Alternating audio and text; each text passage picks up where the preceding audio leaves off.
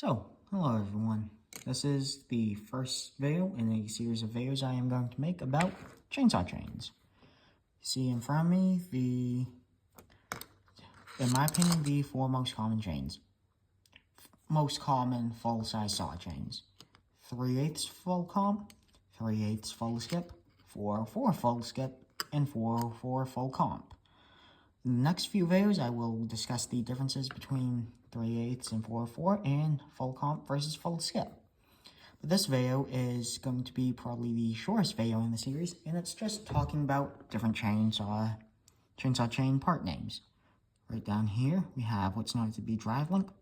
This is what actually connects to the sprocket in your saw to transfer power between your power head and the chain itself. These are all more or less the same shape. No matter what size saw chain, no matter what pitch, no matter anything, all the drive links are more or less shaped the same. The only major difference is some have these lines cut into them, some are flat, and some of the older ones have holes right about there, and some, especially the steel chains, have both the lines and the holes.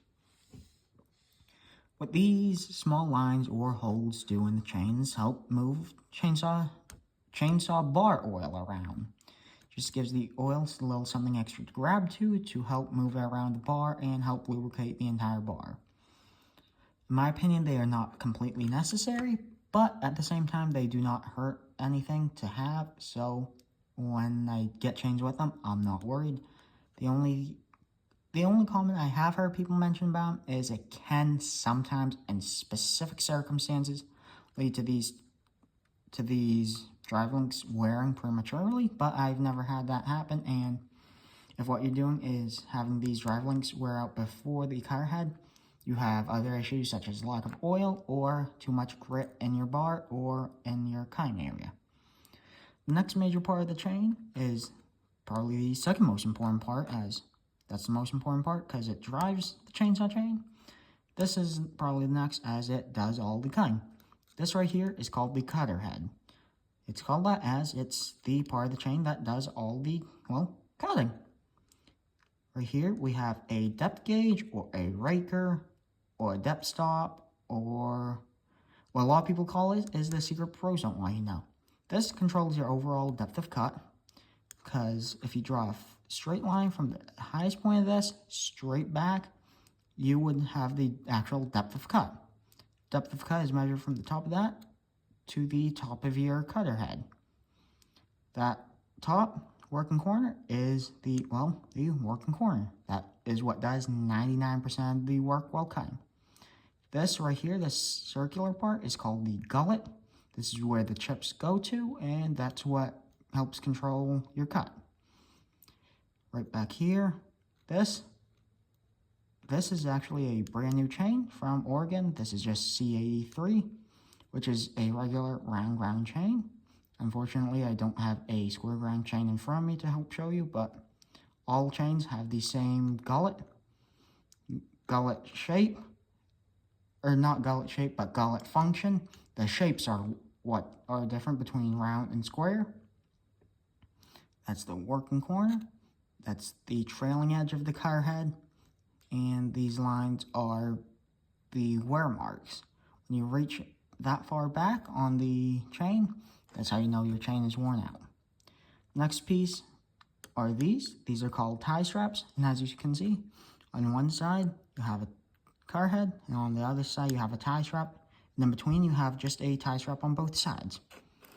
As you can see, I've got a couple different chains here. These down here, this is the newest Oregon EXL chain. This is a slightly older Oregon EXJ.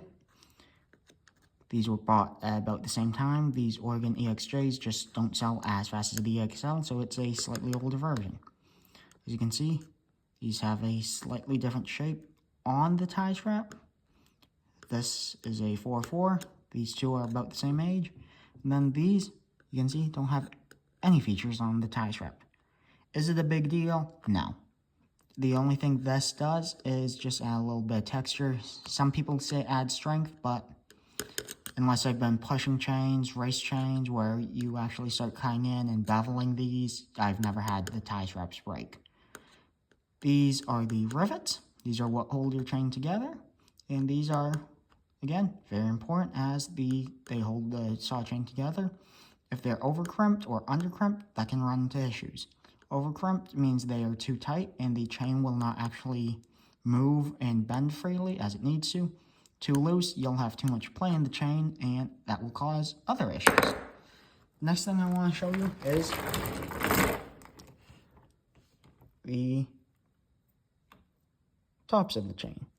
As you can see, here's the top of the depth stop, here's the working corner if it stays in focus, and here's what's known as the top plate. The top plate and the side plate come together at the working corner to create what does almost all of your cutting work. 90 to 95% of your cutting is done at the working corner. A little bit of cutting is done at the side plate, and an even smaller amount is done past the working corner on the top plate. So when you are sharpening,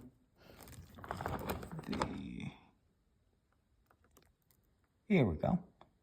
Zoom in for you. That top working corner is what's doing most of your work. So making sure that is at the correct angle, matching the factory angle is my best advice on all of it.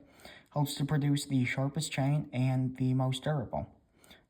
If this gullet starts getting to be, trying to hold you say while doing this, if that gullet starts going too far back, then you start running into issues where the top plate will start peeling actually physically up, causing a deeper cut and eventually breaking the working corner off.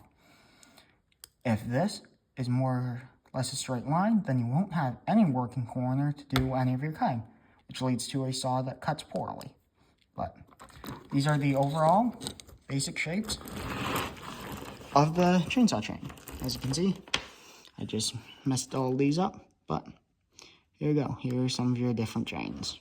So next video is going to be about the different chainsaw chain pitches, 3/8 versus 4/4. So hope you guys enjoy, and unfortunately now I have a bit of a mess to clean up, but thank you guys for watching, and I really hope this video has helped at least someone, because when I learned, I didn't have anyone to teach me about this. So hope this helped someone. Any questions, comments, concerns, please feel free to put them in the description, and overall, have a great night, everyone.